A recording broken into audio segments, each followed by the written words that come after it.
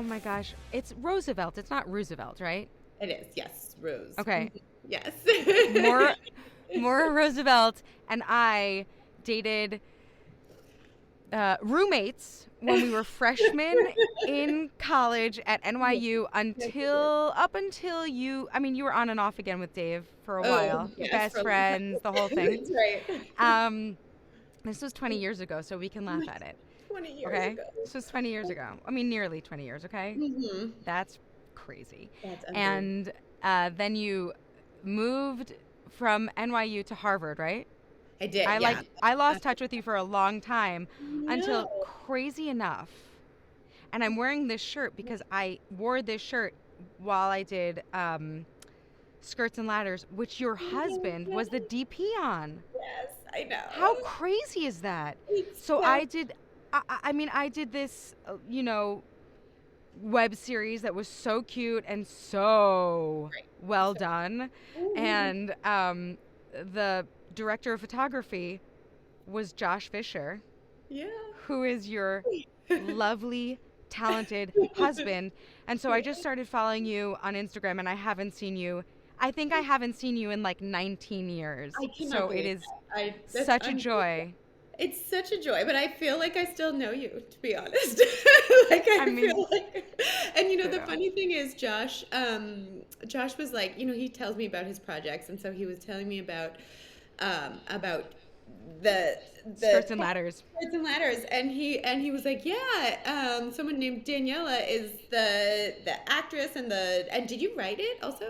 Did you? I produced it. Like it was Okay. conceived by, it was like, created by me and a very talented writer, Diana Snyder, but I Yeah. didn't write Okay. Cool. Yeah. And I was like, shut up. No. it. And you're like still one of Josh and I's favorite people, even though I haven't seen you in person in how long? So long. I also like comment on maybe all of your Oh, Instagram it's, posts. I just love your I love it family so much. so much. I You love know it. what? You know what really It's bonded adorable. me actually more to you guys was this experience. I didn't realize that Josh also was a grandchild of Holocaust survivors. Yes. Uh-huh. Oh my Yeah. God. And Yeah. then knowing your family history, like, Very whoa. weird. Like a lot was happening with both of our families during those years. Actually, I don't know. I don't know that the audience knows that you are a Roosevelt, right? Like, so, like, Yeah. FDR is like a guy in your life. He's my great grandfather. He was So my he's your great great grandfather. And so, like, grandfather. he was, around during Yeah. World War II. And, like, That's for right. me, I was like, I can't even handle that this is a union, a family, two little babies made of this, Oh, like, world history. I don't know. That's how does it yeah. feel like that on the inside? It's kind of it is sort of like an interesting thing, and Josh's grandfather, Alan Fisher, was alive until 2 years ago, and Right. so I knew him very well. He knew my older son, and he escaped from the Holocaust, and he was just probably the most amazing person I've ever met in my life. Just a true hero. Um, Meanwhile, your great grandfather was FDR. But yeah. yes, so that's like a very high compliment. So. Yeah, I think that meant a lot to him. I mean, Mm. they emigrated here. They lived in Israel when Josh's father was young, and then they moved here to the Bronx and then to Brooklyn, and just made an entire new life for themselves. And so I think it was an interesting thing for him that his grandson Mm. um, was connected to the Roosevelt family. So It's so special. yeah, Is that a weird thing? Like you just like were born into this like lineage that you're like I didn't do anything. Like I yeah, didn't have anything to do with it. totally Yeah. weird. I mean, you were magnificent in your own right. Well, I No, like. There's so many magnificences about you. You're a professor, is that right? I am. Yeah, I teach writing. I'm teaching at Harvard at the moment. Beautiful. Is it Yeah. creative writing? I do both creative writing and essay writing. Amazing. And I actually love teaching them both equally.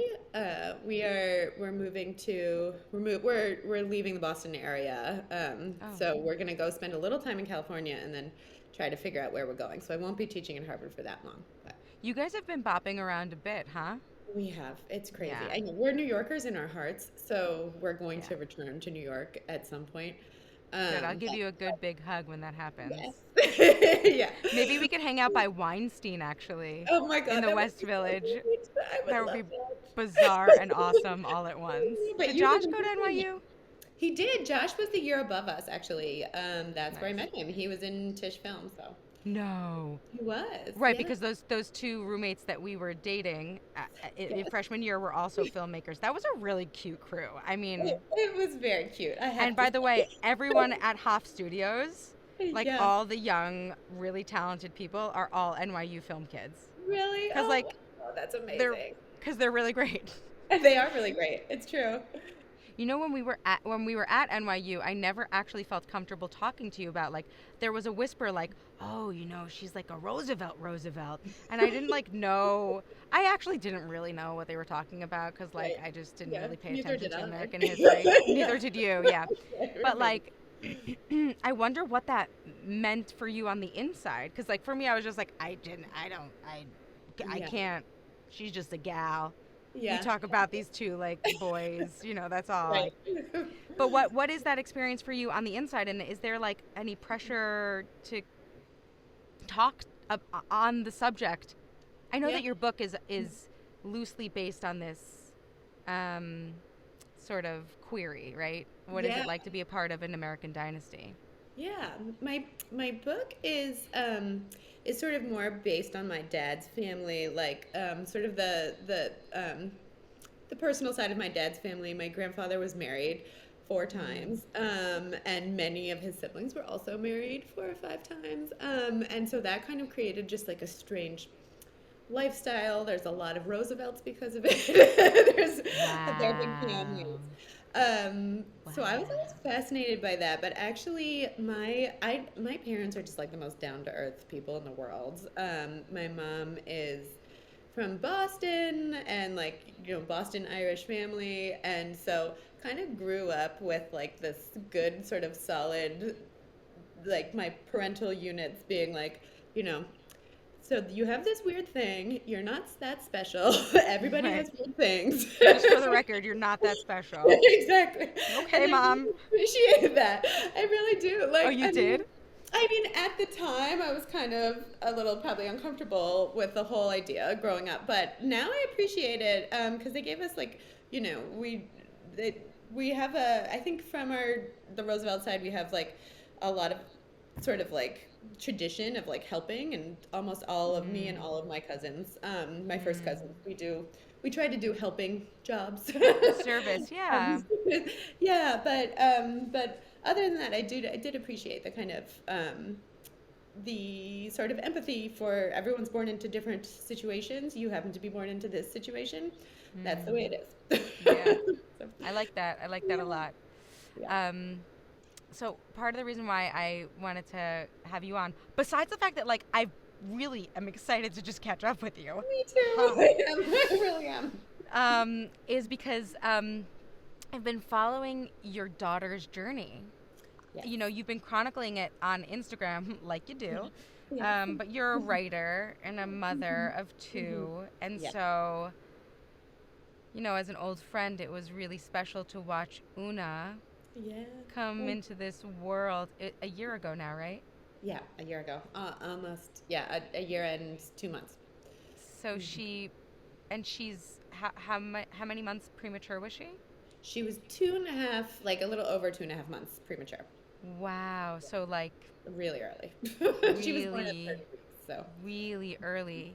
Hmm. Um, and I wanted to share it with the mom curious crowd because I think I don't know anything about the premature experience from a baby perspective or from a mom perspective, and I know a lot of parents, and Hmm. um, I loved watching Una thrive, and like be loved, so loved through your eyes, and I just wanted to offer the listener that delicious experience of your storytelling and of your motherhood. So, Thanks, if you could tell us a Noah. little bit about Una, that would be so cool.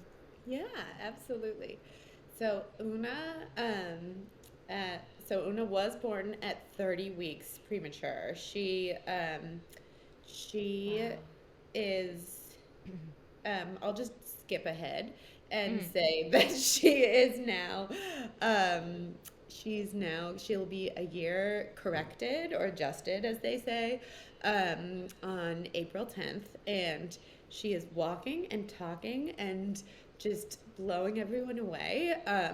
It is truly amazing to see because she was born at 3 pounds Wow. and was in the hospital for over 3 months. So she was in the hospital for 81 days altogether in the NICU. Wow. So In that's the a middle of a pandemic, like really in the middle of it. yes. And I had a 3-year-old at home who was 2 when she was born and turned 3 while she was in the hospital. Wow. Um, so it was quite a time, as you can imagine. I mean, I only got um, to like read little snippets and yeah, wow. yeah. It was so the pregnancy was not uneventful. It was my I have a now 4-year-old son, and the pregnancy with him was completely totally fine. And so Una, I had some bleeding with Una around week 7 or 8, Mm. and so I went to many doctors and it was a scary time, but actually I knew almost nothing about pregnancy complications or about premature births at all beforehand. And one of the things they told me was like, yes, you're now considered high risk, but the fact that you had a full term healthy baby the first time means we're not that worried. You'll probably have one again. And so I said, okay, I'll take that. Great. Great. And I also realized that this is probably like total like privilege thing, but I'm someone that does not expect the worst to happen. Mhm. So I just assumed like even if something a little bit rough happened, something very bad would not happen. Right. and and so I'm trying to reckon with that now. Is But that not the case for you now after this really big ordeal? well, yeah, I think it's not the case. I think I've had like a real awakening. I mean, it's also To called PTSD, right? right, that's true. That's Awakening, PTSD, it's never one thing. same thing, yes. But I do think that, I mean, obviously, I went back over after this happened, I went back over every single part of my pregnancy and said, like, what if I had done this? What if I had done Right. that? Yes. It's And, not your fault, just for the record. well, thank you. Yeah. Yeah. Thank you. At all. So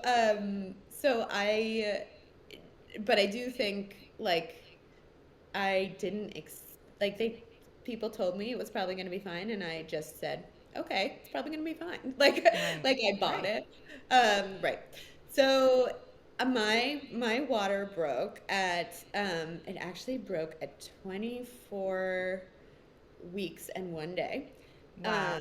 That in the is middle. 1 month after the scan, right? So at 20 weeks, you have that big scan. You're like, oh, everything's intact and everything's moving forward, and Yes, limbs and eyeballs and nose and check, check, all check. that. And then a month later, And then a month later, in the middle of the night, I woke up and my like I felt like I'd peed myself. Yeah, because your water broke. because my water broke, and actually my water broke with my first child, so I knew what it felt like. And I went and I mean it broke with him 6 days after I was due. And then I went into labor. But Yeah. but um, but so when I woke up in the middle of the night, 24 weeks, I called the doctor. I said I think my water broke. I went into at like 3 in the morning. I like went into um, the labor and delivery where I was supposed to deliver at the hospital, and they said I was fine. And Oh, the doctor did a test. It was like a male doctor, and he told me I was probably peeing myself. Wow, that's wow. Yeah, so But you felt like you had your water broke because you knew what it felt like to have your water break? I did, but then again, I was like, okay, I guess I'm wrong, and I guess I'm peeing my. I mean, it's my second pregnancy. I don't feel as good this pregnancy. Like maybe weird things are happening with my body. Right. No, So, I felt the same way. I mean, I think it has so much to do with like, oh, you are the authority. I mhm. just happen to live here in my body. I'm just Exactly. just taking up residence and you're the boss and You know what weird, you're talking weird. about. Yeah, Yeah, yeah, you definitely know what's happening inside me. right. Totally weird. And like at that point, so I went back home and it was like right before the holidays and it was COVID and I was supposed to see my family for the first time in like a year or something, 9 months. And so I was kind of like, la la la la la, it's fine, everything's fine, I'm fine. And then I went like 2 weeks later, I went again to have it checked because I was like, it was like happening like periodically, and I was like, this is not right. Sorry, this is a little graphic, but Give me all the gory details. okay, Give it to okay, me. Unless you yeah. don't want to give it to me. Oh no, I'm happy. I'm beyond that. I like to talk about it all now. Good, as you should. Good. Yes. So For the I greater good. yes. So yeah, so I went back in again. The second time they said no problem. I don't know why this is happening, but it's your water didn't break. And then finally, Wow. I know. And then finally, at 27 weeks, like 3 weeks later, I went back in at like 8 p.m. It was like I said, like good night to my then 2 year old, and I went into my like hospital in like the smaller hospital by my house where I was supposed to deliver. The doctor did say that my water had broken, and then they like transferred me by ambulance to a more in to a bigger hospital in Boston, amazing hospital, Brigham and Women's, and they I was on the antepartum floor there for 3 weeks, like waiting, like being monitored all the time, waiting to Wow. see if I would go into labor. Wow. So Were you just laying down the whole time because you couldn't move it's move sort of like they or don't do strict bed rest anymore. I guess like oh. almost ever. They think it's good for pregnant women to get up and like move their bodies. But yeah, but I was basically like too afraid to move. So I was sitting there in the hospital like this for 3 weeks, like I think not that's called sleeping. fight. Yeah, fight, flight, or freeze, right?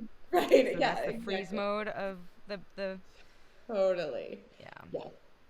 So it was a very strange time, and I'm like still close with the other women that were on the antepartum floor with me because Wow. we couldn't have any visitors because it was COVID. So there was like six of us there, and we became like a little crew. It was great. Oh my gosh, can you please write a screenplay about Yeah, this? Like the I movie. know. Wow, just those six women. I want to know everything about Yeah, them. I know. I Josh mean, and I when was actually the last time you ever like hung out with six women for three yeah, full weeks? exactly. It was Boarding wild. We school? learned. Yeah, I guess. I guess if you went to boarding school. I mean, as you can imagine, we got into it like really quickly. Yeah. I know a lot about them. Let's just say. I cut you off. You said Josh and I what? You just Oh, said we were like we totally want to write like a like a feature length film comedy about the NICU. We're just like I'm here for it. yeah, that's our plan. I So can't wait. That is this why you're going to LA? Cuz I'm signing off on it. Cool. maybe. Okay. Yeah, yeah. Okay, so you're there. You're like frozen in your bed for 3 weeks. What is the antepartum floor that So we're going to watch a movie all about? yes. So antepartum, I guess, means before birth, and it is where they stick pregnant ladies if you need to be hospitalized waiting for your child to be born for various reasons. So a lot of the women that were on the antepartum floor with me at the time I was there also had their water had also broken, which the medical term is PPROM. I never would have known this. Premature rupture of something membranes. Nothing to do with pee? Yeah, no. Funny enough, no. Okay. Yeah, but also a lot of people end up on the antepartum floor if they have preeclampsia or high blood pressure. What's Those are preeclampsia? Preeclampsia is I'm not super familiar, but I believe it's when the mother has the pregnant woman has high blood pressure that can be very dangerous for both her and the baby. Right. So they have to be monitored Wow. quite closely. Wow. Yeah. I'm Laura just chimed in and asked like what are the scans like, and I bet that the listener would be really curious to know just that it takes the reason why the first scan when you get pregnant is around 6 weeks is because it takes a while for your heartbeat to develop. So that's the Hmm. first one. That's a big sort of milestone where you're like, oh, this is a viable pregnancy. I should, you know, get ready to have a baby or like like really embrace this experience and not be in denial. Um and then like you could get monthly scans. Most people do at this point. They're not like absolutely necessary. I'm sure in COVID they were flexible about that. Is that true? Mhm. Yeah, they actually requested to only do them every 6 weeks or so unless you had a problem. So Right. I actually requested to have them a little bit more frequently. Hmm. Um, but they took a few away during COVID. So, I had a miscarriage before I had my first son, my only son, Hmm. my Ness. And so, like, I was like really nervous. So, I would get 2 scans a month, like, just like checking on the heartbeat, just like still Totally, in there, still in there, still in there. totally. But like, that's not necessary. And some people actually think it's pretty intrusive. So, whatever. Hmm. Who knows? Yeah. But an important scan is the 20-week scan, which we already discussed. It's like you go to it's like a more high tech facility, and they just really go deep in there, and they make sure that everything is kosher with the baby. Is that called the anatomy scan, I think Daniela? it's called the I think anatomy so. scan. Yeah, Yeah, I think so. Hmm. yeah. Yeah. So anyway, there's Awful. another test around the around 20 weeks, and Hmm. I'm sorry that I don't know exactly the time, um, for gestational diabetes. So you drink a really sugary drink. Hmm. They check your body to see how it metabolizes.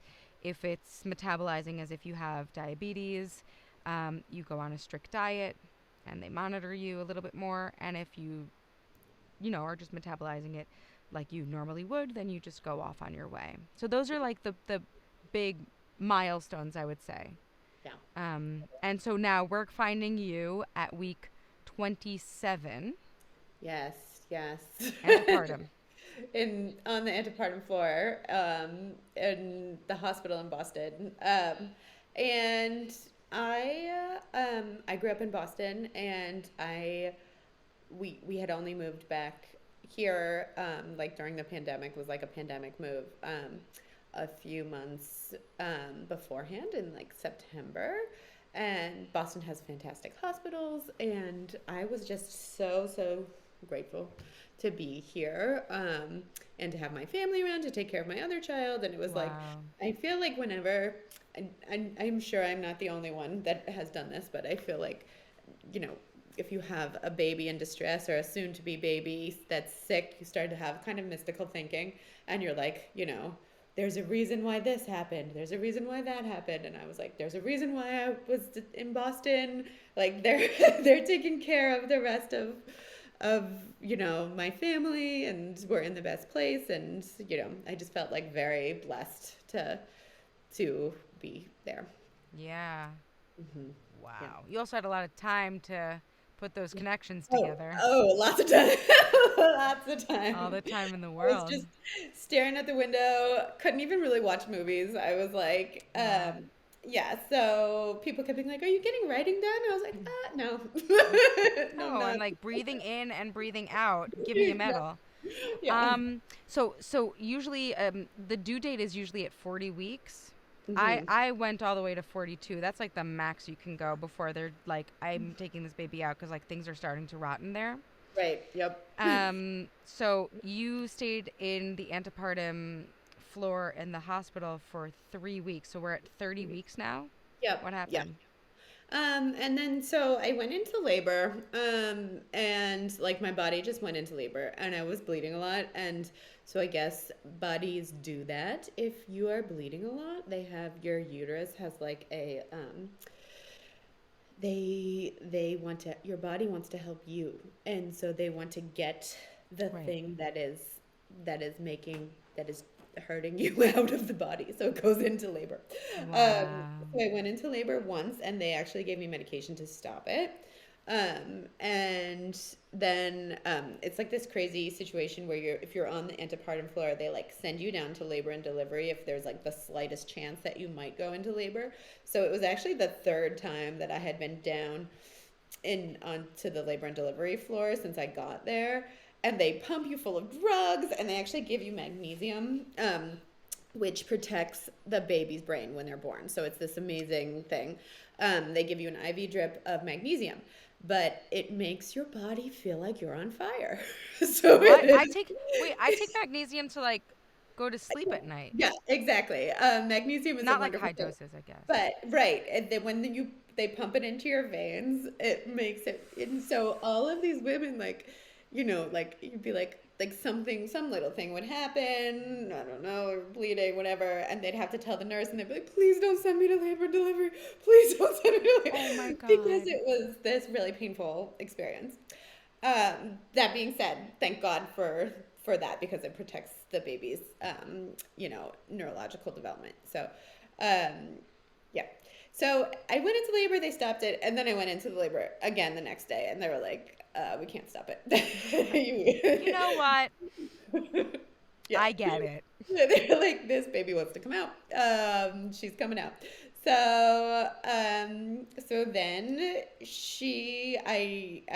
they gave me, I think, gave me Pitocin, which is a drug to kind of like push the labor along. And she was born. They asked me if I wanted to have a C-section. And I actually had an emergency C-section with my first, and I was planning to have a planned C-section with Una when I thought she was going to be born full term. But I didn't because I was already in labor, and they were like, you're already in labor. It'll be an easier recovery if you don't have a C-section. And Was that and true? so I had a natural birth, as they say, Or a and vaginal birth. I like to call it vaginal a birth, vaginal I think, birth is a because preferred what's term. not natural about any Exactly. type of birth? But Totally. okay, okay. Totally. Yes. I was planning to have a I wanted to have a, a C-section and not a VBAC, which is when you have a vaginal birth after a C-section. But it ended up for me being actually like a better birth than Yeah. with my first. So Well, like 3 pounds. I mean, Una girl, thank you. it was not that bad. Exactly. Thanks. And also there are like a bunch of probiotics that like slather the baby up Yeah. in the birth canal, and like that must have helped her a little Oh, bit. I'm sure she would have been yeah. totally perfect and fine if she had Yeah. been a C-section, but like, you Yeah. know, it's Totally. nice to know she had some of that stuff too. It was exactly. Yep. So she got all that stuff. And and All then the that. recovery was better. Like I didn't know that you could recover from birth because I had a C-section with my first. I didn't know that recovery. Like I was up and walking around like a couple hours later, Yeah. which was not the case with Gabe, my son. So, Yeah. yeah. So then she was born, and then the scary shit started happening. Sorry. Right. Oh Yeah. yeah, no, you can curse. It's Oh okay. God. It Okay. was scary shit. It was It was scary. that. Then it was the scary shit. She had a Danielle, I might cry. Hey, so I might cry too, Maura. Okay. Yeah. So Yeah, glad she she's her okay. lung collapsed. That was the scariest thing on the night she was born. The night And she was born. yeah, Wow. and we didn't even really know until the next day because they like called us in the middle of the night in the like the recovery floor, and like said a bunch of medical jargon, and they were like, "Your baby's fine, your baby's fine," and we were like, "Okay." And then at like 7 in the morning the next day, we like went to go see her in the NICU, and then we were told again what happened, and we were like, "Oh, we did not understand that at Right. midnight. Like we didn't get what had happened." So that was, Was she? That was so scary. yeah. Um, and just so I know, Josh was there. Josh He was was able to there. be He there. was able to come. There was no partners allowed on the antepartum floor, but then when you were on labor and delivery, your partner was allowed to come. So that was a little benefit to all of the women that were up there on the. We're like, no magnesium, but at least we get to see our people. So, Um, yeah. Hoff Studios. I think we have like a really good mini series. Like just this antepartum floor. There's a Um, there's a lot there. lot. Well, I'm hearing that, and it's been said in other episodes, just that wow, we really hand our power over to the doctors in such a deep, deep, deep way. It doesn't matter like race, religion, socioeconomic background. Like we as women, all of us, are just man. We in our bones believe that someone else knows better, that they're in charge. And I mean, don't get me wrong. As you said, the hospital was incredible, but Hmm. man, Yeah, what a crazy experience. totally, totally. I mean, and I also think that was definitely happening across the board, happening to me again and again, where I felt like the medical professionals were, um, you know, I had to, I was not allowed to contest anything they say, not even really question what they say. And I was, this was happening like it's not my first kid, it's my second kid. So I was a little bit more empowered as like a mom. My first, if this had happened with my first kid, I would have been even more like, I don't know what's going on. I don't know what the right thing is to do. And also, like, I was arguably at the best hospital in the world for this. Like, like Yeah. their NICU is top of the line. So, so, but it was still happening. So, yeah. Wow. Yeah. Mm, I mm, think I think it happens. It's not mhm. personal. Totally. I think Totally. it's not personal and it's Yeah. we got to change that at some That's right. point. That's right. Yeah. Yeah. Okay, so Una's born. She's on a different floor than you. She's in the NICU, so that's where the Right. preemies are taken care of by, I mean, Exactly. really Ugh, angel nurses. Not to put any I words in your mouth if that I wasn't the cannot I can't even, the everyone that works in the NICU, the doctors, but especially the nurses are like, yeah. they're just like, I can't even, they're so good. And what they do every day is unbelievable, and I could not emotionally handle it. But Right. they are amazing, and I will be forever. Una had like a primary, like all in this NICU, everyone had a primary nurse. So one during the day and one during the night. And her two primary nurses will be, I mean, in my heart forever. I love them deeply. Do you keep in touch with them? I do, sort of. Yes, we email and I send them updates about Una. So That must mean so much to them. yeah, they're amazing people. Were they the ones who told you about her lung collapsing, or was it someone else? They were not. It was a doctor, and I think that was probably part of the medical jargon, that when we got that phone call in the middle of the night, we didn't understand what was going on. And I also just learned so much about I mean, I spent all in all 106 days in the hospital, including my stay in Wow. antepartum and then there every day with Una. And that And was 106 days away from Gabe, your older so son? I went home to sleep. And they Okay. recommended that everybody, especially if you're an extended stay family, they recommended that you go home to sleep. So we were away from her for a few hours every night. We didn't sleep that much, but we um, I didn't see Gabe very much during that time, obviously, Wow. because I was there and I was, and something I didn't know about, like, just with either of my pregnancies, like my full term one and my regular one, and um, my premature baby, Hmm. I didn't know how much of the early motherhood process is about nursing if you choose to go that Yeah, I was route. gonna ask. Yeah. Yeah, so part of having for breast milk is really valuable to premature Preemie. babies. Yeah. So part of life in the NICU for a lot of moms is like pumping around the clock, like really around the clock, like every hour and a half, every 2 hours. Right. Right. Yeah, so that's draining in its own right. It's draining in its own right, and also, there's something really special that happens. I mean, pumps are amazing, and there are these Hmm. contraptions that can suck out breast milk really efficiently, but there really is nothing like a baby and their saliva and like Yes. to really pull the nutrients that Hmm. they need specifically. It's a real beautiful dance Hmm. between these like fluids. It's Hmm. magnificent. Hmm. And usually preemies are too small to have the muscle strength to pull. um, Exactly. but on the other and we're very grateful, I'm sure, for pumps that exist in general. Hmm. um, but it just, it doesn't pull as hard and or as much, which means that you have to pump more often.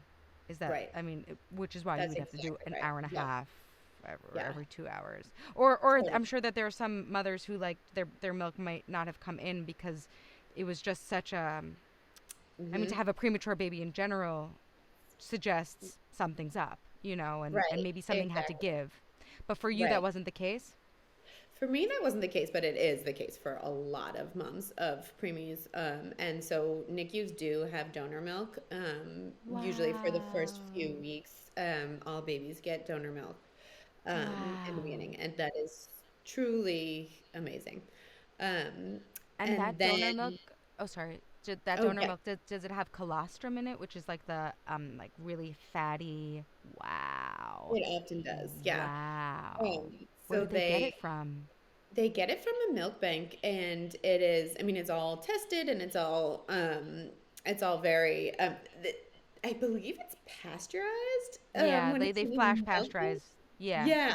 So to it is heat it a up little real bit quick. less nutrient rich than it would be if it was just coming directly from a mom to a baby. But it's still like a huge gift to these babies. So it's great. Yeah. You know, you know. Um, okay, go on, go on. Yeah. Oh, so that's part of NICU life that I think, I mean, it's one thing to have your baby in intensive care and, and but then on top of it, like, f some of the moms in there with me stopped pumping, as soon as they could, and Right. 100% respect that Oh, because yeah.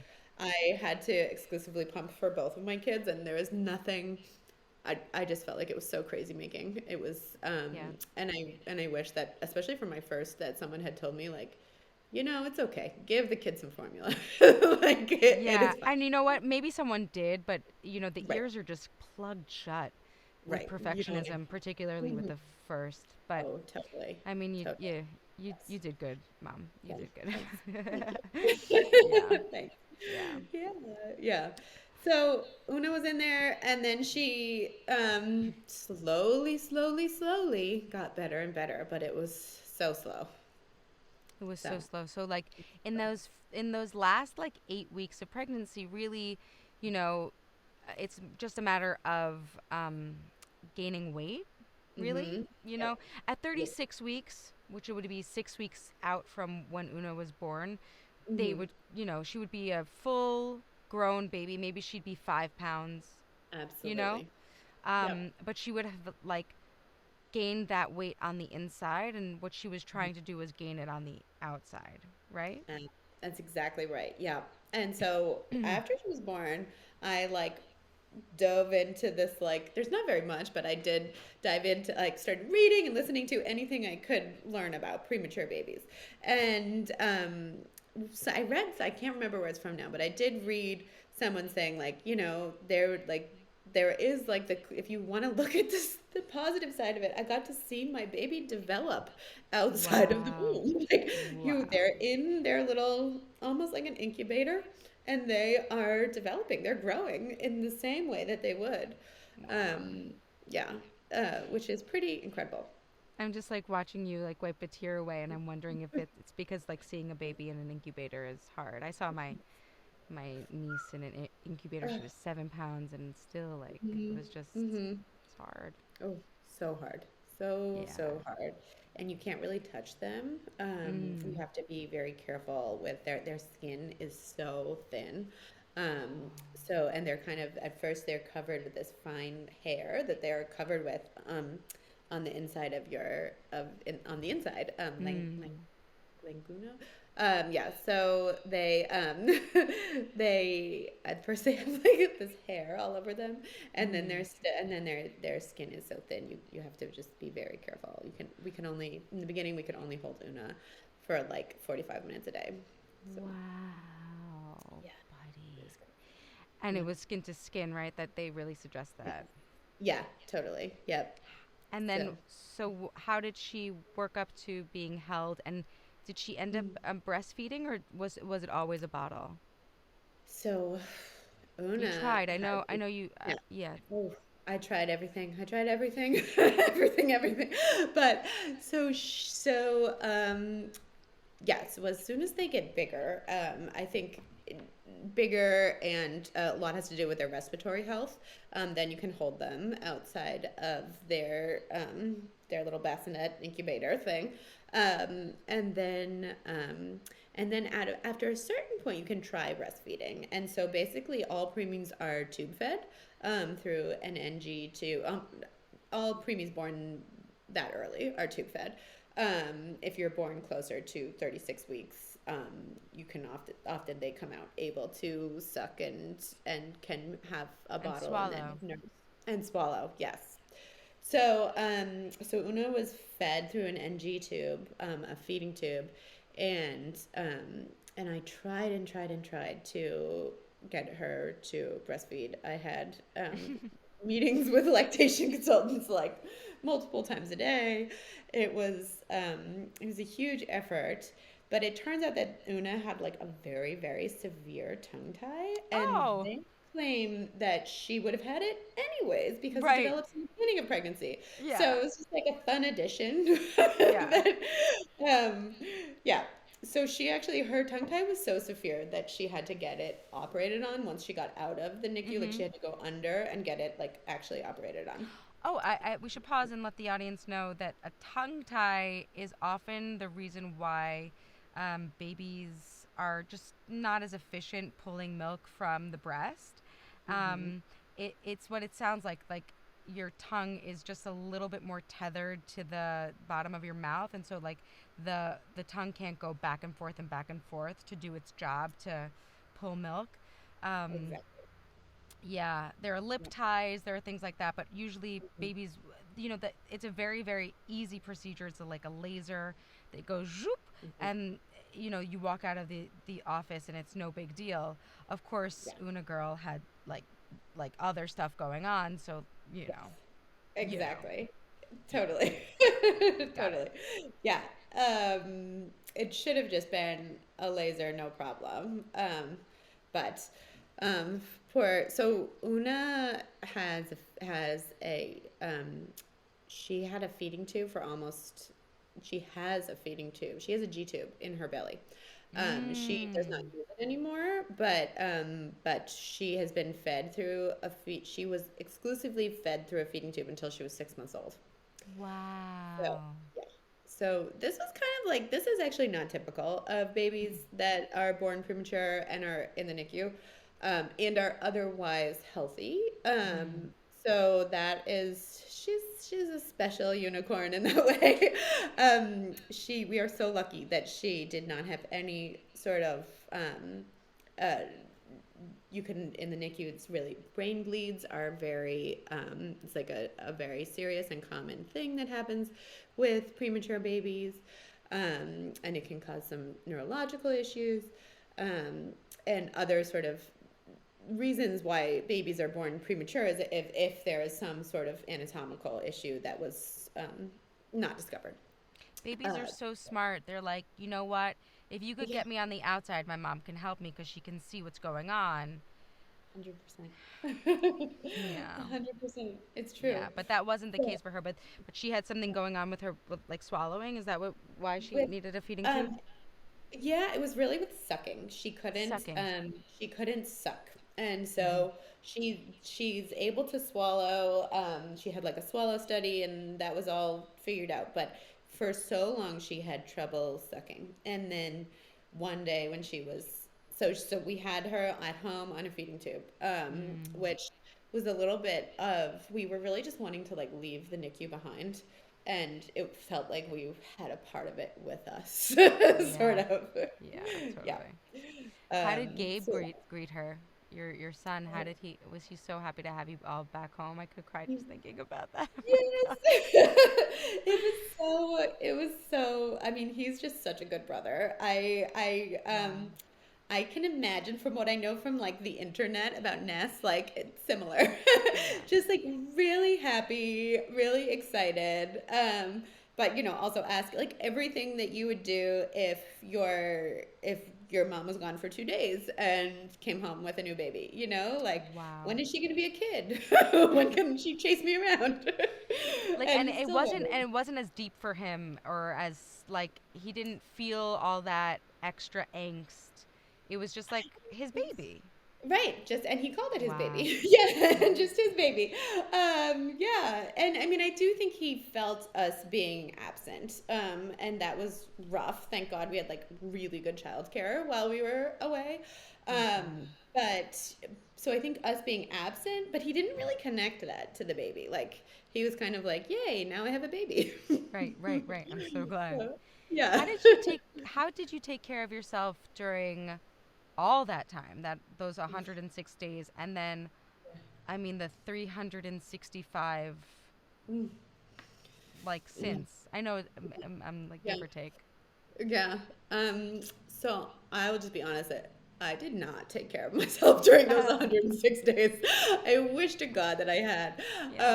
And that I had done like something that now that I'm part of this like kind of preemie world, preemie mom Mm. world, Mhm. like I've learned that people say to preemie moms a lot like, oh, at least you can sleep while your child's in the hospital. At least like, it's not like having a newborn at home or you have the best child, you have the best babysitters around. They're trying And to it's be kind of like, nice. They're yeah, trying to be nice. I know people have the best of intentions, but it's like, I saw like a meme recently that was like, the best, like something about like the best kind of sleep when your child is in intensive care is, wait a second, you don't sleep. It's Right. like, Wow, so you really didn't sleep, huh? yeah. Really didn't sleep, really worried. But since then, things have gotten easier and easier. And, you know, thank God for karma or whatever. Una is like a great easy baby. Wow. And it actually might be from her days in the NICU because they had them on such a strict schedule Schedule. at the very beginning of their lives. But I don't even want to. I feel like I'm gonna curse myself, but she's an excellent sleeper. So Ooh, that's I great. know Oh, she so sleeps you got 12 sleep in. hours. Oh, Yeah, she good. sleeps 7 to 7 without waking up. So it's So pretty glad. I good. cannot say the same for my 2.5 year old. Oh, and I can't say the same for my 4-year-old. Not at Oh, all. really? Nice. Okay, Yeah, great. Well, yeah. okay, but back to the really important question, and it is really important. Like how, so you didn't take care of yourself then, and which makes a lot of sense. And it's not like Yes. we could like go back and be like, I should have, or I could have, or I couldn't. You couldn't. Right. Which, No. like, I wish I was in the same room with you so I could wrap my arms around you and just say, like, yeah, you couldn't. And Yeah. now, and since then, is there some, like, do you have a support group and a Yeah. therapist, I'm sure, right? Totally. Yeah, well, I had a fantastic therapist for a very long time and then I got too busy. But what is wrong with me? I need to go back to her. I Well, mean, maybe you're she okay. saved me. Maybe everything's May- okay. Maybe, yes. But I mean, therapy was very, very necessary. Just like processing everything that had gone down. Yeah. And I'm just like so grateful to have had the time to do it. Yeah. And yeah, and sleep and actually like working for me. Yes. I don't work full time, but work like getting back into the classroom and teaching um, has been huge for me. I think it wouldn't be for everyone, but I just like feel like myself again. I feel like a human and not just a mom, not just a mom, a human who is a mom. So Right. I think that is the case for a lot of women, not and like you said, not all women, but we mm, think of self-care as like bubble baths and massages yeah. and don't get me wrong, great. Oh yeah. But I think work, purpose, Mm-hmm. Yeah. community, I think Totally. it's like Totally. a deep self-care action to get up and teach your class how to write and tell their Totally. story. Totally. Yeah. Yeah. I think so. Yeah. Mm-hmm. So we're rounding out our time today. I have just absolutely loved listen. I've been listening all along, guys, and I have learned so much. I've just loved it so much. I've actually been which episode was it where they call where someone says we're parents now? It's like the love generation of like how we're parenting. Yeah, Um, Neha. and yeah, and I've been thinking about that so much because I'm like, as I do what my parents did not do, where and say like, how are you feeling when you just slapped me in the face? Yeah, like feelings were like not at all important, No, when we were no, growing up, and they definitely no. seem to be taking Yeah, a front seat. I'm so glad. yeah, I've just Um, loved it. It's great. I'm so glad. It's such an honor to have you. I've missed you these 20 I years. missed you. I so hope, we're gonna drop ourselves down into Brooklyn sometime soon. So, Yeah, Maura, where can we find you and your book? oh, thank you for asking. So my book is called Baby of the Family, and you can find it in all the places that you find novels, and you can find me on Instagram. It's just Maura Roosevelt, and also through my website, which is mauraroosevelt.com. So Beautiful.